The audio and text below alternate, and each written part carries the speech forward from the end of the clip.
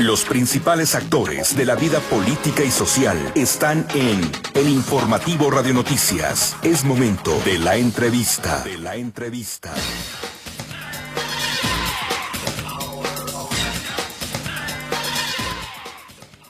Bueno, yo quiero darle la bienvenida en este espacio y agradezco mucho que esté en el informativo vespertino al doctor Rodrigo Soto Morales. Él es catedrático de la Universidad Panamericana, experto en temas de seguridad nacional. Y bueno, pues yo le agradezco, doctor. ¿Cómo le va? Muy buena tarde.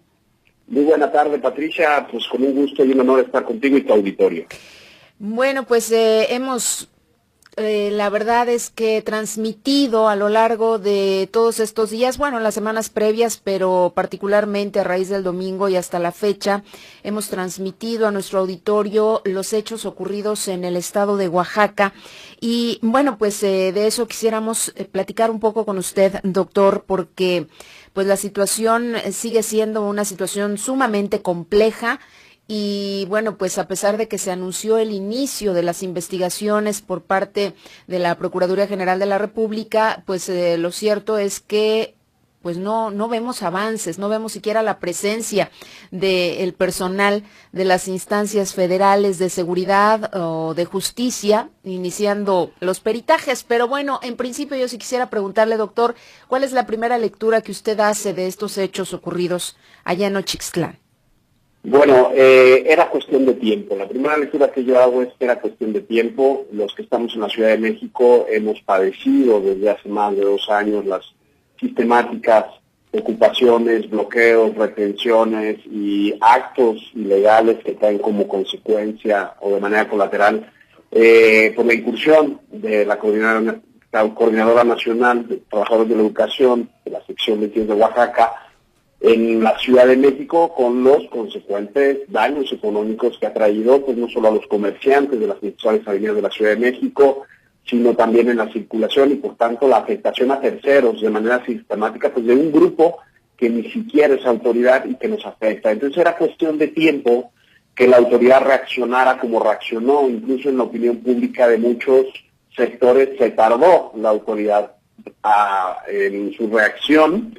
Lo que estaba ocurriendo ese fin de semana en Oaxaca, lo sabemos, pues ya era el bloqueo de la autopista, no es una cosa menor, es un delito contra las vías generales de comunicación, y no solo vimos un bloqueo, sino que vimos ocupación, retención y destrucción, tanto de patrimonio público como de patrimonio privado de terceros. Y pues en este país, en teoría, nadie está por encima de la ley, por más legítimo que pueda ser su reclamo. En este debate, lo que está en juego son 2 cosas, en mi opinión. La verdad de si hubo abuso de la fuerza en la acción policial, tanto estatal como federal, y por otro lado la legitimidad de la propia posición, tanto desde el gremio docente como desde el gobierno, porque pues el petitorio es muy conocido por todos, sus 9 puntos tienen un respeto a su estabilidad laboral, quieren la liberación de los líderes detenidos y frenar los procesos penales en su contra, y esto lo piden de forma irrestricta sin que todavía se vea si hubo delito o no delito por parte de estas personas en ámbito financiero, ojo, no estamos hablando ni siquiera del ámbito de la usurpación y alteración del orden público. También quieren el pago inmediato de salarios retenidos cuando es del conocimiento público que los señores se han manifestado y no han trabajado. También pues quieren las plazas a los egresados de la Normal de Oaxaca, que se cumpla la emisión de acuerdos para regularizar los servicios educativos, pago inmediato de los jubilados y solución a la problemática de todos los niveles educativos. Un punto en el que se supone que coinciden tanto ellos como el gobierno, sería un punto de acuerdo, no un punto de división. Y la resolución inmediata de todos los problemas planteados y de las organizaciones sociales y pueblos en resistencia.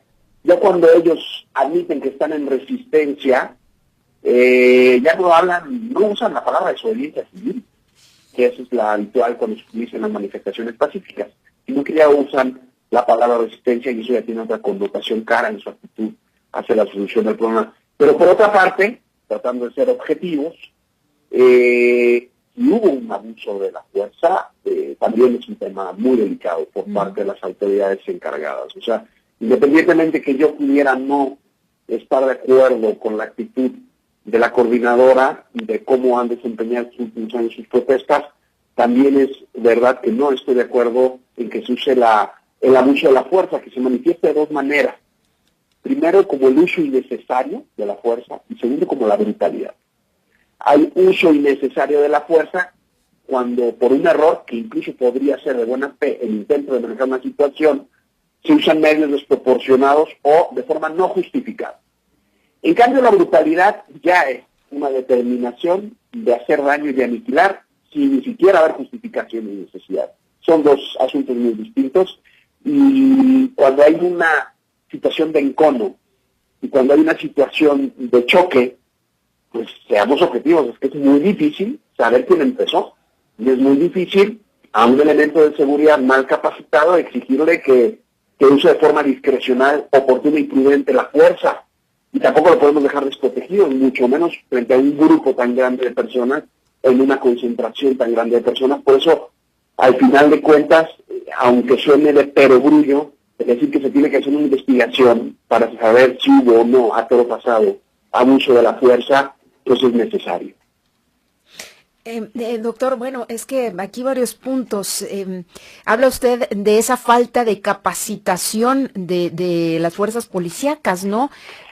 Porque realmente, pues sí, lo vimos, aunque en un principio se negó, pues existen las pruebas, hay evidencias, hay fotografías, hay imágenes donde vemos a los elementos que sí están armados, que sí hubo disparos y que, bueno, pues es creo que evidente que pues no estaban capacitados realmente para una intervención así, ¿no?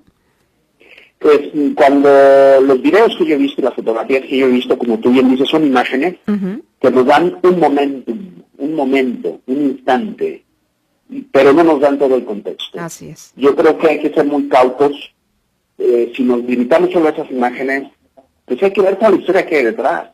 Si vamos también a imágenes, podemos ver las imágenes de los autobuses incendiados, podemos ver también las imágenes del bloqueo, podemos también ver las imágenes de toda la gente retenida y que no se deja pasar, los retenes que había en Ochitlán. O sea, hay cosas que del otro lado tienden a aflorar menos rápido que cuando se trata de las cosas del lado del gobierno.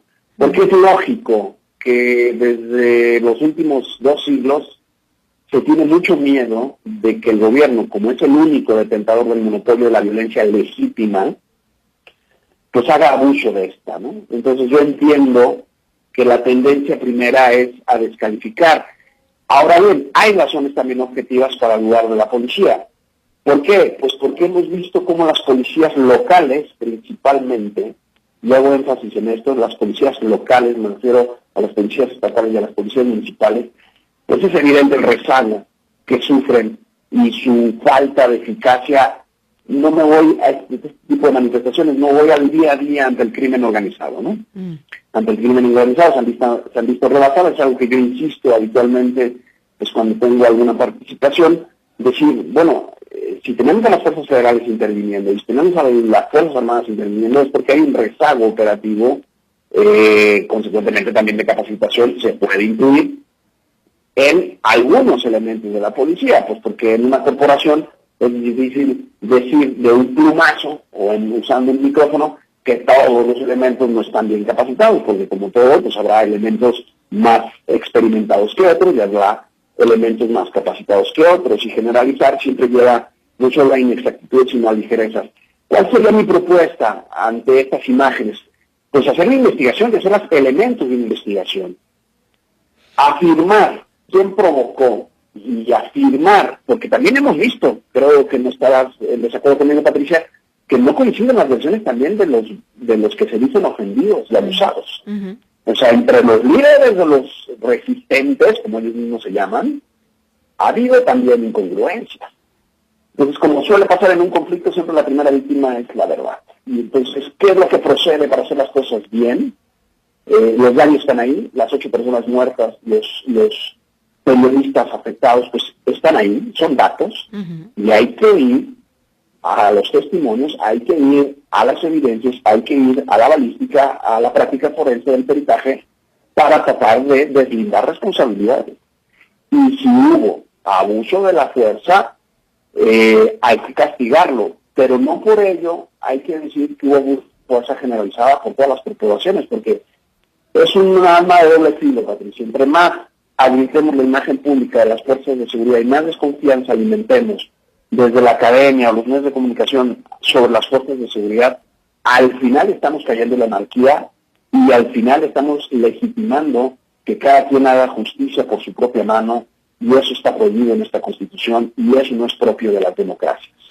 De acuerdo totalmente, doctor, y sin embargo, cuando usted habla de hacer una investigación, aquí el punto es que es casi ya una semana de los hechos y pues no se ve que haya iniciado, por lo menos quienes están, los medios que están presentes en el lugar, señalan que sí hay personal, por ejemplo, de derechos humanos, de la Comisión Estatal, la Comisión Nacional, pero no ha comenzado la investigación por parte de las fuerzas federales, por parte de las instituciones responsables de llevarla a cabo, doctor. Bueno, ahí puede haber una ventaja desde el punto de vista político, no solo estrictamente jurídico. El que la Comisión Nacional de Derechos Humanos realice su investigación, pues es positivo, porque podríamos decir que tiene autonomía frente al gobierno federal y además, pues desde la última reforma sobre su autonomía constitucional, pues tiene esas facultades. Qué bueno que las pone en práctica. Segundo, como ahorita, como tú lo sabes, se instaló la mesa de negociación a través de la Secretaría de Gobernación y unos negociadores con la gente, a lo mejor es vamos a decirlo, un acto de prudencia política en empezar de inmediato las investigaciones por parte del gobierno federal para que se puedan dar las condiciones para un diálogo con menos tensión en la negociación política. Entonces hay que ver la fotografía completa.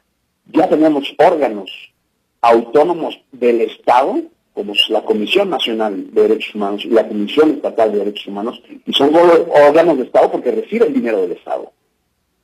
Entonces, el que no sean de las fuerzas de seguridad y de las Fuerzas Armadas, eso es otra historia. Pero son órganos de Estado que ya están haciendo investigación y que la hacen de acuerdo a su misión, que es proteger los derechos humanos. Entonces eso ya es positivo. El que empiecen las investigaciones por parte de los ministerios públicos, de las fuerzas de orden y de seguridad, de forma inmediata, sí es una responsabilidad, y ahí en ese sentido te apoyo y estoy contigo, deberían de estar presentes. No sé, no me atrevo a afirmar, pero creo que cabe una lectura oportuna de distensión al no empezar de forma inmediata para fomentar primero y poner el foco en las negociaciones y en el diálogo que esta semana se quiere echar a andar. Bien, ¿qué podemos esperar, doctor, de estas investigaciones y de estos hechos? ¿Qué es lo que podemos esperar luego que, pues, en otros casos, por ejemplo el de Ayotzinapa, pues no hemos podido llegar a una conclusión, ¿no? ¿Qué podemos esperar luego de lo ocurrido? Coincido completamente contigo. Lo que, parafraseándote, ¿qué podemos esperar? Que no ocurra lo mismo que Ayotzinapa. Sería lo ideal, doctor. Sería lo ideal. ¿Qué podemos o qué deberíamos esperar, no? Efectivamente, coincido completamente contigo, Patricia, que aquí las conclusiones del diálogo se den, se definan. En el fondo está el tema de la reforma educativa, que creo que todos reconocemos que era necesaria. Obviamente sabemos que el magisterio en nuestro país pues tiene un contexto muy complicado, no solo de tipo sindical o de tipo salarial, sino también de otro tipo de cuestiones, porque los maestros sabemos, sobre todo en el sector rural de nuestro país, pues es un verdadero, vamos a decir, foco de liderazgos sociales el magisterio, y eso pues también tiene una obra política de la cual no se puede desprender. Entonces yo sí quisiera más determinación, así como la hubo justificada para romper el bloqueo, para que se den las investigaciones.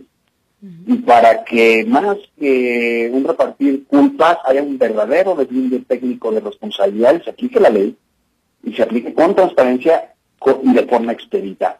Pero como dices tú, pues es lo ideal, y vivimos en un mundo real y solo depende que pues las personas encargadas y responsables por parte de las instituciones de hacerlo lo hagan. Si no lo hacen, esta olla sigue cargándose de presión y va a llegar un momento en que va a estallar. Lo que pasa en Oaxaca, lo que pasa ahora en Michoacán y lo que está pasando en Coahuila y en Nuevo León, pues ya no son focos aislados. El país necesita certidumbre, el país necesita vida institucional, el país necesita diálogo, porque si no, la beligerancia se irá expandiendo como un fuego hasta que la cosa se vuelva realmente complicada para todos. Y eso es el escenario que menos deseamos, creo. Exacto, en eso estamos totalmente de acuerdo. Y como inició usted esta charla diciendo, pues eso también sería cuestión de tiempo, ¿no, doctor? Es correcto, Patricia. Doctor Rodrigo Soto Morales, muchísimas gracias por estos minutos para el auditorio de Radio Noticias 1070. Es usted muy amable. Un gusto, Patricia, un gusto saludarte a ti y a todo tu auditorio. Igualmente, muchas gracias. Es el doctor Rodrigo Soto Morales, experto en seguridad nacional, experto en derecho aeronáutico y es catedrático de la Universidad Panamericana. Le agradecemos mucho por ayudarnos a entender qué es lo que está sucediendo desde otra óptica. Ya habíamos abordado este tema con otra visión completamente distinta, pero mire, es importante conocer lo que está ocurriendo en el estado de Oaxaca y no nada más en Oaxaca, lo que realmente está ocurriendo en el país. Creo que son ya muchas las advertencias de que el país está ardiendo y que algo puede suceder si es que no se toman las medidas adecuadas. Vamos a la pausa, 6:51, ya regreso.